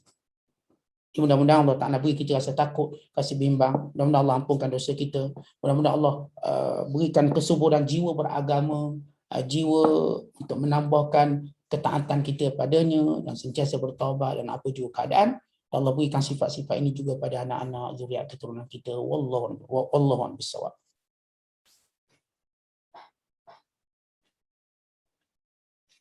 Jazakallahu khairan kathiran Al-Fadhil Ustaz di atas pengisian pada malam ini. Mudah-mudahan Allah Subhanahu Wa Taala kurniakan kepada kita kegentaran dan ketakutan serta ketakwaan kepada Allah Subhanahu Wa Taala, kegentaran terhadap azab-azab neraka Allah Subhanahu Wa Taala seperti mereka yang telah mendahului kita di kalangan para anbiya, orang saleh, sahabat-sahabat Nabi SAW, tabi'in dan seterusnya. Siapa yang merasa aman di atas dunia, mereka tidak akan aman di alam akhirat. Siapa yang merasa tidak aman, maka Allah di atas dunia, maka Allah Ta'ala akan amankan, tenangkannya pada hari akhirat, insyaAllah Azza wa Jalla. Hadirin dan hadirat sekalian, saya cuba bacakan beberapa soalan yang insyaAllah akan dijawab oleh Fadhil Ustaz. Yang pertama, Ustaz, daripada Umi Maisarah, bagaimana untuk mendidik hati untuk takut pada Allah, azab Allah Subhanahu Wa Taala, neraka dan azab kubur? Untuk kita rasa takut pada azab Allah, neraka, ialah kita kena banyak baca tentang hal tersebut. Bila baca, maka datanglah kegerunan. Kerana manusia dengan dia tahu, maka barulah dia akan rasa takut ataupun harap. Macam saya sebut tadi, kita, tuan-tuan sekalian, yang kita banyak cakap, yang kita banyak baca, lebih pada hiburan, lebih pada perkara yang menyenangkan, lebih pada perkara yang bersifat sementara dan fana. Kita tak berapa hadir atau tak berapa baca buku-buku tentang azab kubur, tentang neraka. Saya ingat dulu saya ada buka satu kitab, Malam Pertama di Alam Kubur, pada tahun 2009. Sebulan kita ajar bulan Ramadan. Kita baca semua hadis-hadis yang berlaku daripada mula seorang tu mati, sampai dia angkat ke langit, sampai diturunkan ke kubur, sampai berlaku soal jawab. Kalau dia orang baik, maka dilapangkan kuburnya, dibuka pintu syurga untuknya. Dijadikan teman yang baik, yang elok wajahnya, wangi baunya, sebagai pendampingnya dalam kubur. Kalau dia tak baik, maka dibukakan, dihamparkan padanya hamparan neraka, dibukakan pintu neraka untuk dia melihat azab. dan didatangkan seorang lelaki yang buruk wajahnya, busuk baunya, maka ia berkata, akulah amalanmu dahulu di dunia. Maka dia berada dalam ketakutan sampai hari kiamat. Jadi kita kena baca banyak benda ni. Baca, dengar. Bila kita baca dan dengar, itu yang akan mempengaruhi rasa takut kita. Dan yang kedua ialah doa pada Allah. Doa selalu pada Allah. Ya Allah, datangkan ketakutan. Allahumma inni as'aluka, Allah makhsim li min khasyatika. Ya Allah, kurniakan kepadaku. Ini doa yang Rasulullah ajar. Allah makhsim lana min khasyatika ma tahulu bainana wa baina ma'asik. Ya Allah, kurniakan kepadaku ketakutan. Kurniakan pada kami ketakutan yang akan menghalang kami daripada melakukan maksiat. Minta khasyah. Kita doa, Allahumma inni as'aluka khasyah. Ya Allah, aku mohon ketakutan kepadamu. Doa. Dan yang ketiga ialah yang seterusnya ialah banyakkan berzikir pada Allah. Sebab zikir lunak hati. Hati kita dah sebut keras. Dan Nabi SAW menyatakan bahawa orang yang hati yang keras, al-qalbu qasi, dia jauh dari Allah. Bila dia jauh dari Allah, dia tak akan ingat neraka. Tak akan. Sebab kita jauh. Maka kita nak dekat, banyakkan ingat Allah. Banyakkan ingat Allah, banyakkan berzikir pada Allah, biar hati kita lembut, biar hati kita lunak, biar kita sentiasa rasa, kita katakan, datang takwa kepada Allah SWT. Jadi baca, kita berdoa, dan kita amalkan zikir-zikir, amalkan pagi dan petang, mudah-mudahan insya-Allah akan datang rasa takut. Tapi yang paling utama saya katakan, bacalah. Banyakkan baca dan banyakkan berbicara dengan kawan-kawan kita. Macam Umar bin Abdul Aziz, saya dah cerita sebelum ni, saya ulang balik. Umar bin Abdul Aziz, setiap malam dipanggil ulama-ulama cerita bab mati. Setiap malam. Ini Umar bin Abdul Aziz khalifah. Khalifah. Bukan calon-calon orang. Merintah 2/3 dunia. Kerajaan Umayyah yang besar. Di istana dia, di rumah negara, dia panggil ulama cerita tentang mati. Dia nangis sampai dia pingsan. Begitu setiap hari dia buat. Kata kita setiap hari duk tengok drama ni, macam mana hati kita nak takutkan Allah? Sampai kalau jenis episod ada 400 sampai habis. Atau jenis baca novel, bersama-sama novel ni. Bawa alam khayalan. Sebab itu kita tak rasa takut tu. Kita dimainkan sentimen emosi. Kita tak dimainkan dengan iman. Iman kita tak berfungsi, emosi berfungsi, sentimen. Sebab filem dan sebagainya, dia cuma menggerakkan emosi. Emosi kita pun tak stabil sebab tengok filem. Kalau tengok filem takut, jadi takut. Tengok filem cinta, jadi macam nak merajuk je. Ya, tengok cinta, asyik merajuk je. Tengok filem itu nak. Itu emosi. Kita nak sesuatu yang boleh membangunkan iman. Apa dia? Ilmu. Ilmu membangunkan iman. Ini bukan fiction. Ini bukan auta. Ini ilmu. Yang Allah suruh kita ikra. Baca. Baca menguatkan iman. Dan yang kita pernah bacakan dalam surah Taha ayat 114, apa kata Allah? Wa qur rabbi zidni ilma. Katakanlah wahai Muhammad, wahai Tuhanku, tambahkan ilmuku. Jadi saya nak tambah ilmu tentang akhirat, tentang neraka, tentang syurga. Kemudian saya nak sembang kawan saya tentang ini. Jom kita sembang tentang neraka. Agak-agak berapa poin kita ada? Oh, kalau sembang pinggan mangkuk, sampai luar negara cerita. Kalau sembang bak langsir, masya-Allah, daripada tingkat atas sampai tingkat bawah langsir, misalnya. Kalau cerita bab kereta, habis jenis kereta dia boleh cerita. Tapi bila cerita bab azab kubur, neraka, macam blur, blank, kosong. Sebab apa? Tak baca. Kita tak baca dan kita tak dengar, kita nak cakap apa? Faqidu syai' la yu'ti. Orang tak ada apa-apa, dia nak beri apa? Kita tak ada benda ni. Satu tak minta, biar kita tambah ilmu. Baca tentang syurganya, baca tentang nerakanya, baca tentang kuburnya, baca tentang ingatan matinya, Masya Allah. Ini menjadikan kita rasa ingin menghayatinya. Bila kita baca kisah Hasan al-Basri, saya ingat bila saya baca kisah Hasan al-Basri, kerana saya dah sebut tadi, beliau suka cakap 4 perkara. Beliau suka cakap bab neraka, beliau suka cakap bab kiamat, beliau suka bercakap tentang akhirat, beliau suka bercakap bab mati. Beliau, tuan-tuan, kalau dia pergi ziarah orang mati ke kubur, dia balik dah tak selera makan. Macam dia tu yang mati. Dia punya takut. Kita tuan-tuan kat kubur tu sembang kosong lagi. Sedangkan di antara perkara yang Nabi SAW tak suka kita buat. Al-abasu fil indal maqabir. Sembang-sembang di sisi kubur. Kan bila orang tu pergi iring jenazah, dia sembang lagi. Sembang bab projek lah, sembang bab anak, sembang bab itu, sembang. Dia berada di kawasan perkuburan. Sedangkan Rasulullah kata, ada 3 perkara yang Allah benci. Antaranya ialah Al-abasu indal maqabir. Sembang-sembang kosong, ketawa di kubur. Sufyan Tsauri, tuan-tuan. Kalau tengok ada orang ketawa kat kubur, dihalau. Dihalau. Apa kepak kubur kamu ketawa lagi? Kalau ini tak boleh beri peringatan kematian, kat mana boleh beri peringatan kematian? Dia kat kubur dia boleh sembang, ketawa, main tolak-tolak jatuh. Masya Allah, inna lillahi wa inna ilaihi raji'un. Ini kejahilan kita. Jadi, tuan-tuan, ini cara, mudah-mudahan Allah Ta'ala memudahkan cara itu pada kita. Wallahu a'lam. Barakallahu fiik, syukrullah lak. Soalan seterusnya Fadil Ustaz, ramai di kalangan kita selalu ucapkan sehingga ke syurga, antil jannah, sahabat syurga. Adakah ini bertentangan dengan perasaan untuk kita takut dengan azab Allah SWT? Baik, bila kita sentiasa bercakap mudah-mudahan persahabatan kita hingga ke syurga, mudah-mudahan persahabatan kita sampai ke syurga, mudah-mudahan rumah tangga sampai ke syurga, ini ungkapan-ungkapan yang bersifat doa. Kita doalah mudah-mudahan persahabatan kita ini persahabatan orang bertakwa, sebab kata Allah Ta'ala, al-akhillau yawma idzin ba'duhum li ba'din adu illal muttaqin. Teman-teman di dunia ramai bermusuh melainkan orang-orang yang bertakwa. Dia bersahabat sampai ke syurga. Dia bergembira sampai di syurga. Sama juga dalam perkahwinan, kita nak perkahwinan kita til jannah ataupun sampai ke syurga. Kita kata ini sahabat syurga. Cuma kita tak boleh nak menyebut secara jazam sahabat syurga. Kita tak tahu sahabat ni syurga ke tak. Mudah-mudahan kita menjadi sahabat syurga. Okey. Tapi kalau kita okay, ni sahabat syurga saya, Masya Allah, kita bimbang, kita terlalu overconfident. Jangan over sangat. Sebab kata ulama, kata Imam Nawawi rahimahullah, kalau kita baca kitab Riyadhus Shalihin, kita kena ada dua sifat. Pertama al-khawfu, yang kedua ar-raja. Al-khawfu takut. Takut kita bukan golongan syurga. Ini perlu ada waktu keadaan sekarang.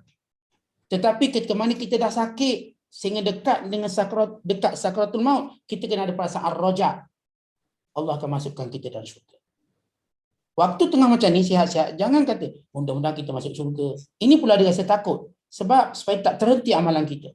Supaya bersungguh kita dalam amalan.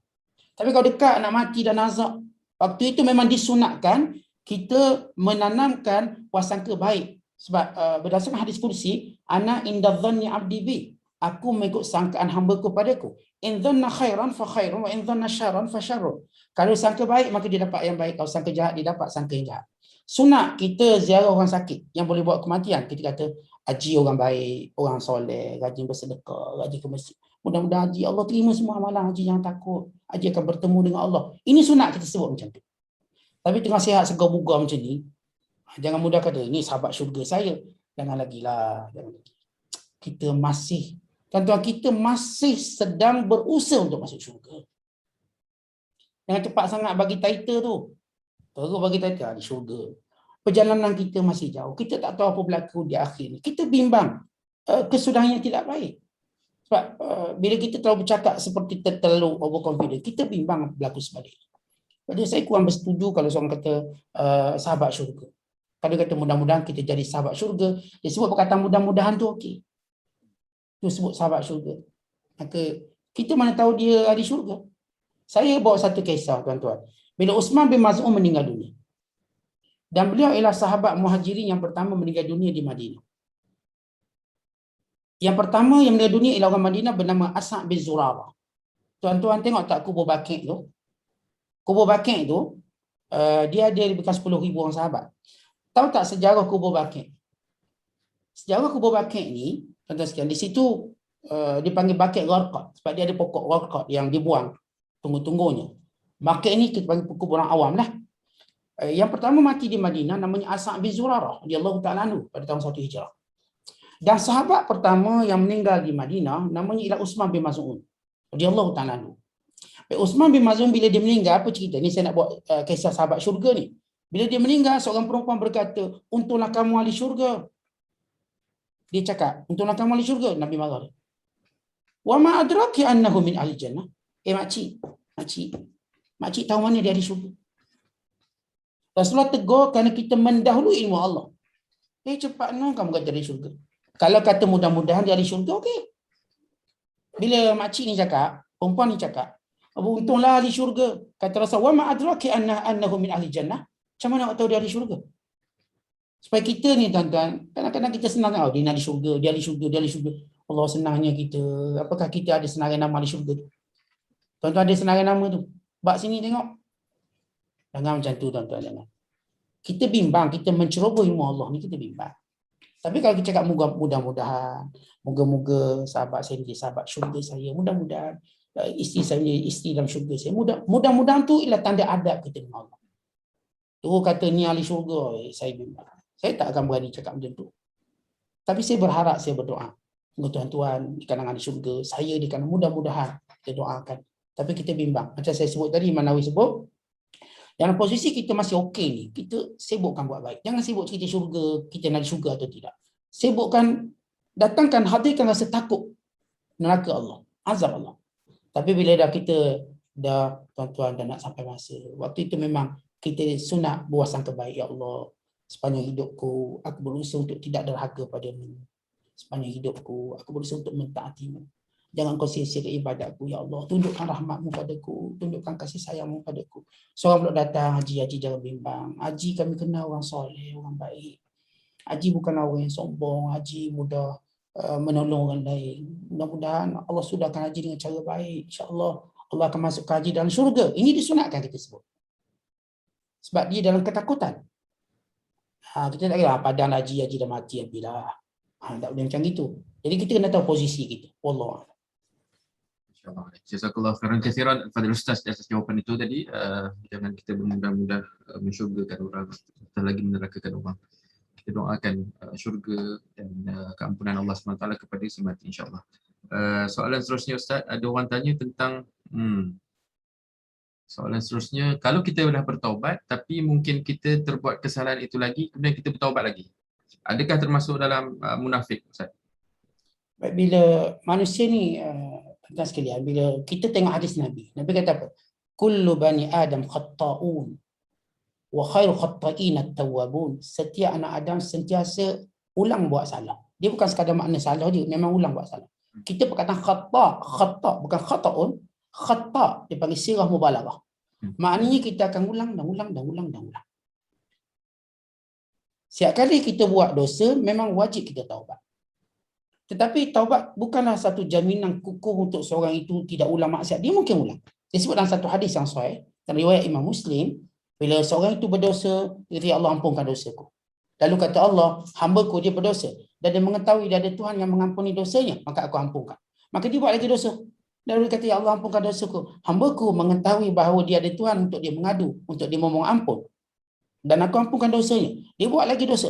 Lalu Allah kata, hamba-Ku mengetahui dari Tuhan untuk dia mengadu bahawa dia buat dosa, aku ampunkan dosanya. Dan Allah berfirman, buatlah apa sahaja, aku ampunkan dosanya. Maksudnya, selagi mana seorang tu bertaubat, selagi itu Allah terima. Cuma, soalan dekat sini. Kita bila buat salah, and then kita taubat. Lepas tu kita ulang salah tu lagi. Mungkin lebih teruk lagi. Dulu kita curi RM10, lepas tu taubat. Lepas tu curi 100. Taubat lagi. Lepas tu curi kereta. Taubat lagi. Kita tak boleh kata, awak ni taubat pun tak guna juga buat. Tak boleh, kena taubat, wajib. Kita tak boleh jadikan orang berputus asa daripada taubat. Qul li'ibadiyalladzina asrafu ala anfusihim la taqnatu min rahmatillah. Katakan pada hamba-Ku yang melampau dalam buat dosa, jangan putus asa dari rahmat Allah. Orang yang menjadikan orang buat maksiat putus asa dari rahmat Allah, ini dosa besar. Kita jangan taubatlah, Tuhan dah tak terima taubat. Man alladhi yata'ala alayya alla aghfira li fulan? Siapa yang berani sangat campur urusan pengampunan dosa ni? Aku tak kampung lagi dia, aku ampun dia. Kita jangan ajar diri kita menjadikan orang buat dosa putus asa untuk taubat. Kita kata, kau ni tak guna nak taubat, nanti buat lagi. Tak, taubat. Taubat mesti taubat. Soalannya yang saya kata, soalannya ialah kita bimbang, Allah tidak ilhamkan lagi kita taubat. Ya, kita kalau buat dosa kita taubat, insya-Allah Tuhan terima. Tapi kita bimbang bila Allah Taala tak ilhamkan kita taubat. Bila Allah jadikan kita tak sempat bertaubat, maka waktu itu seorang tu mati dalam keadaan buat maksiat, maka kita bimbang. Ini disebut hadis. Fayamalu bi'amali ahli nar fayadkhuluha. Lalu di akhir usia dia buat benda jahat, dia tak sempat taubat, maka dia masuk neraka. Jadi memanglah kalau kita buat dosa, taubat. Dan saya katakan tak boleh kita jadikan orang tu putus asa. Awak jangan taubat-taubatlah, main je. Tapi kalau dia tak taubat, dia nak buat apa? mesti kita suruh dia taubat. Sebab gini, sifirnya begini. Kalau orang tu dia buat dosa, dia seronok dengan dosa. Bila dia taubat, dia buat lagi kali kedua tapi dia takkan seronok. Dia takkan seronok, dia rasa lain sikit. Sebab dia mula tahu, salah lah ni. And then kalau dia buat lagi tak seronok lagi dia. Sebab taubat tu antaranya bukan sekadar menghilangkan dosa, menjadi penghadang pada dosa, tapi dia juga menghilangkan kelazatan buat dosa. Ibu-ibu sekalian, tuan-tuan sekalian, orang ahli maksiat, bila dia buat dosa seronok. Ada keseronokan dia, bukan tak ada. Tapi dengan taubat tadi menghilangkan keseronokan. Hilang keseronokan. Jadi mudah-mudahan taubat dia tadi menjadikan bila dia buat maksiat dia tak seronok lagi. Bila tak seronok, ini menjadikan dia akan berfikir nak berhenti. Jadi kita tak menganggap orang tu hipokrit, munafik, tidak. Macam saya katakan, kita tak boleh jadikan orang putus asa dari rahmat Allah yang luas. Tapi kita sentiasa beritahu, kau tak takut ke? Man, contoh nama Man lah. Baik, kau buat dosa ni kau taubat. Tidakkah kau takut satu hari nanti bila kau buat, kau tak sempat taubat? Dan kau mati ketika buat dosa, kau tak takut ke benda tu berlaku?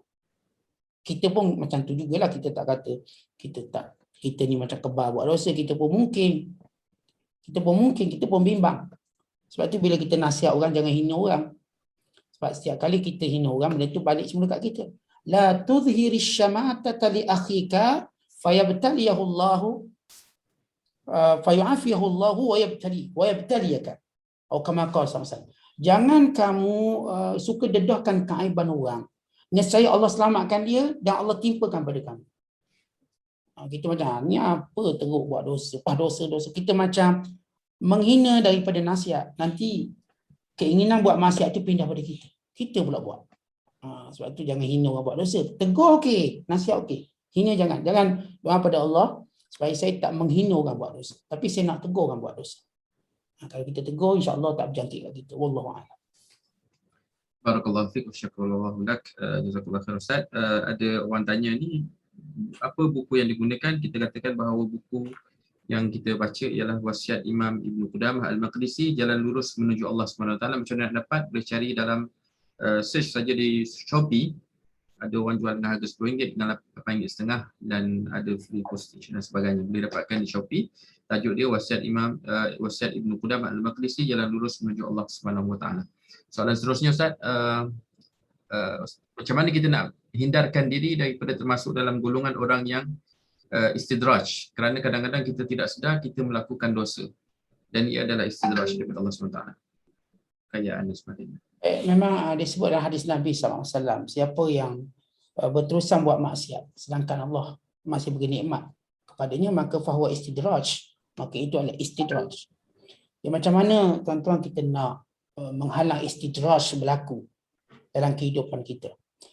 Bila mana seorang buat maksiat tetapi tak ada hukuman Allah pada dia dan tidak hilang nikmat daripadanya, maka itu tanda istidraj. Sebab itu dia kena bimbang bila dia buat salah tak ada hukuman. Kerana Allah menyimpan kemurkaan itu untuk satu waktu. Maka dia kena bersegera taubat. Kan itu kalau kita lihat Sayyidina Ali radhiyallahu ta'ala, kita baca kisah dia. Beliau kalau sekiranya tidak demam dalam masa seminggu atau sakit, beliau bimbang. Kerana sakit itu penghapus dosa. Dia bimbang kalau dalam seminggu dia tak sakit, maka dia banyakkan mohon ampun. Bimbang-bimbang Allah murka dan Allah tanggung azabnya pada satu tempoh. Sebab disebut dalam hadis, innallaha la yumli 'alal zalim. Allah memberi tempoh pada orang zalim. Allah simpan dosa-dosa dia untuk satu waktu. Memang hari ini seorang tu tak solat, riba, rasuah, ambil orang lain, fitnah orang, macam tak kena apa-apa. Bisnes jalan okey. Anak-anak sihat walafiat. Tapi dia kena takut bila Allah tangguhkan hukuman pada satu waktu yang wa idza akhadahu lam yuflithu. Bila Allah hukum, dia tak akan jumpa jalan keluar. Jadi bila kita misalnya kita ada cendung, ada keinginan untuk buat dosa tapi tak nampak hukuman, cepat-cepat taubat. Cepat-cepat taubat. Dan ini pesanan Rasulullah. Nabi kata apa? Nabi sebut wa atbi'is sayyi'atal hasanata tamhuha. Setiap kali kamu buat jahat, maka cepat-cepat ikuti dengan kebaikan supaya dia menghilangkan kejahatan. Itu nasihat Rasulullah SAW pada kita. Baik, kalau kita buat jahat, Dan tak ada hukuman, cepat-cepat buat baik. Seorang ulama berkata, tempat di mana kami buat maksiat, kami takkan tinggalkan sehingga kami buat taat. Kalau tempat ini, saya buat maksiat, saya takkan tinggalkan tempat ini sampai saya buat taat. Sebab itu sunat kita buat tasbih kafarah. Ibu tahu tasbih kafarah. Kafaratul majlis. Kita kan kadang-kadang sembang, tak apa benda kita sembang. Dah ambil tepi kain orang, tengah kain orang, ambil belaka dah kita ni. Maka waktu bangun, subhanallah wa bihamdih, subhanakallah wa bihamdik, asyhadu an la ilaha illa anta, astaghfiruka wa atubu ilaik. Kafaratul majlis. Mudah-mudahan yang ada salah-salah kita tu Allah ampunkan. Maka kita terselamat daripada istidraj. Jadi pesanan saya, apa yang Rasulullah pesan, bila kita buat satu maksiat satu tempat, jangan tinggalkan tempat tu melainkan kita buat taat. Jangan tinggal. Yang kedua, amalkan tasbih kafarah. Subhanallah wa bihamdihi, subhanakallahu wa bihamdik, asyhadu an la ilaha illa anta, astaghfiruka wa atubu ilaika. Amalkan. Tuan-tuan sembang keluarga, lama tak jumpa ni, 2 tahun Covid, tiba-tiba jumpa, banyak tajuk. Kadang-kadang tajuk kita tu, banyak tajuk-tajuk yang ada syubhah dia. Masing-masing cerita macam-macam lah. Jadi, bila dah bersuai, bacalah tasbih kafarah. Mudah-mudahan tak jadi istidraj apa yang kita buat. Wallahu a'lam. Baik, soalan yang terakhir. Soalan ada banyak tapi ini yang mungkin yang terakhir. Bagaimana cara untuk kita menguatkan diri kita yang sentiasa mendapat ujian Allah Ta'ala, bertimpa-timpa, difitnah dan dizalimi oleh manusia? Macam mana nak kuatkan semangat dan... Bila kita diuji oleh Allah, sentiasa kita dengar syiar ataupun ayat yang Allah sebut dalam Al-Quran, iaitu la tahzan innallaha ma'ana, jangan sedih, Allah bersama kita.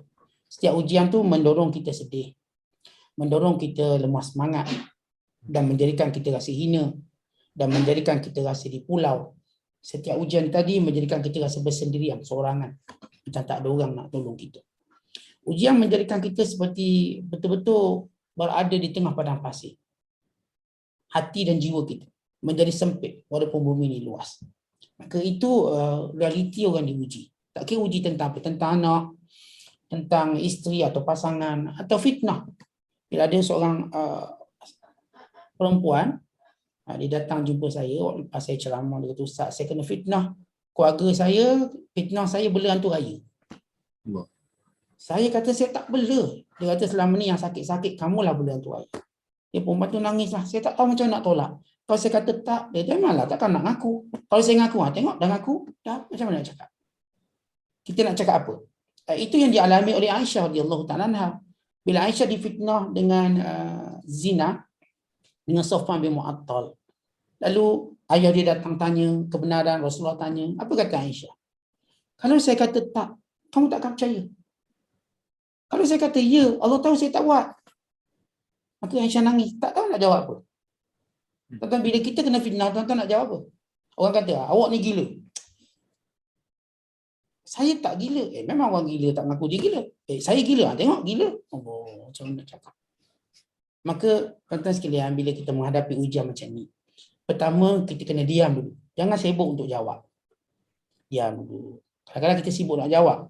Diam dulu. Jawapan kita mungkin jadi perangkat lebih besar lagi. Bila kita jawab satu tohmah pada kita, fitnah, atau kita respon segera sangat, kita terperangkap dengan lebih teruk lagi. Jadi belajar diam dulu. Kemudian belajar zikir dulu. Zikir apa? Inna lillahi wa inna ilaihi raji'un. Allahumma ajurni fi musibati wa akhluf li khairan minha.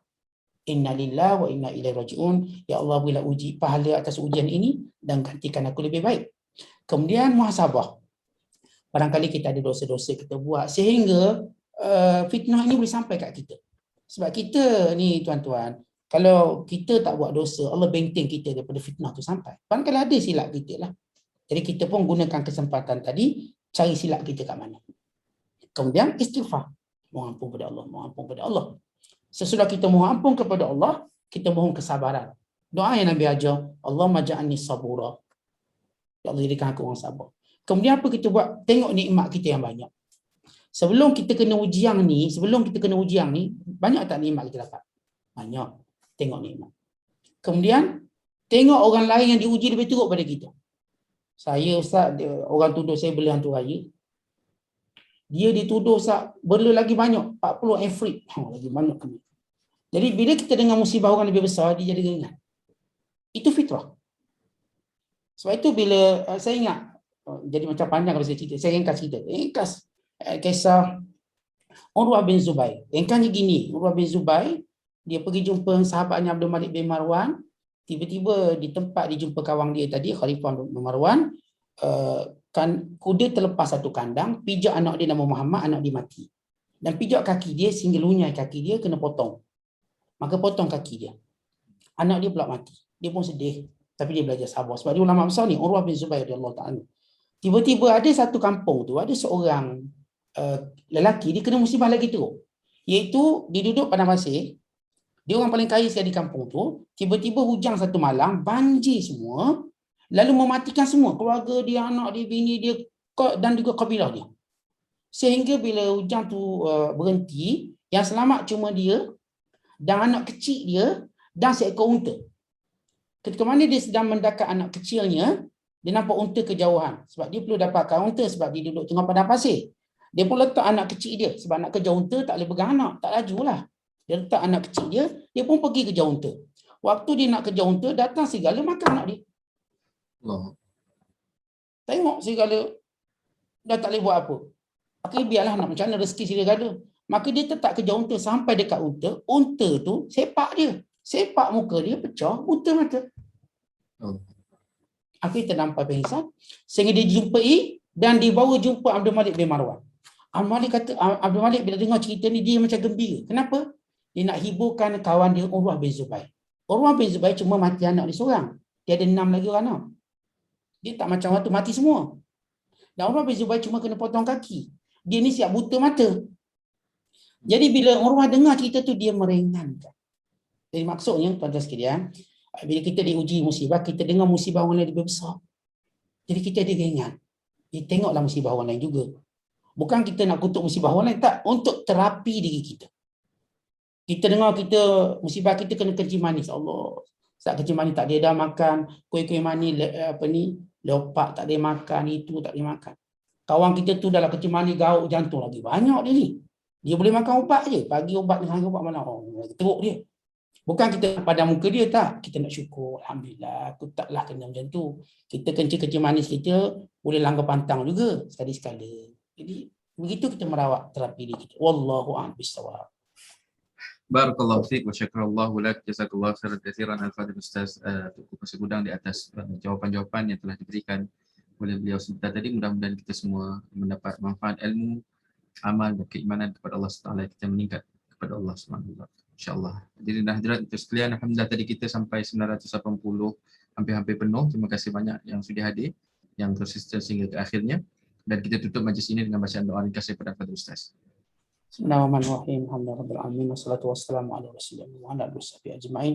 Rabbana zalamna anfusana zulman katsira wa la yaghfiru dhunuba illa anta faghfir lana maghfiratan min 'indika warhamna innaka antal ghafurur rahim. Allahumma alif baina qulubina wa aslih dhata bainina. Allahumma ati nufusana taqwaha wa zakkiha anta khairu man zakkaha anta waliyuha wa maulaha. Allahumma habbib ilaina al-iman wa zayyinhu fi qulubina wa karrih ilaina al-kufra wal fusuq wal 'isyan waj'alna minal rasyidin. Allahumma rabbana atina fid dunya hasanah wa fil akhirati hasanah wa qina adzabannar. Sallallahu alaihi Muhammadin wa ala alihi wasallam. Terima kasih Ustaz. Assalamualaikum.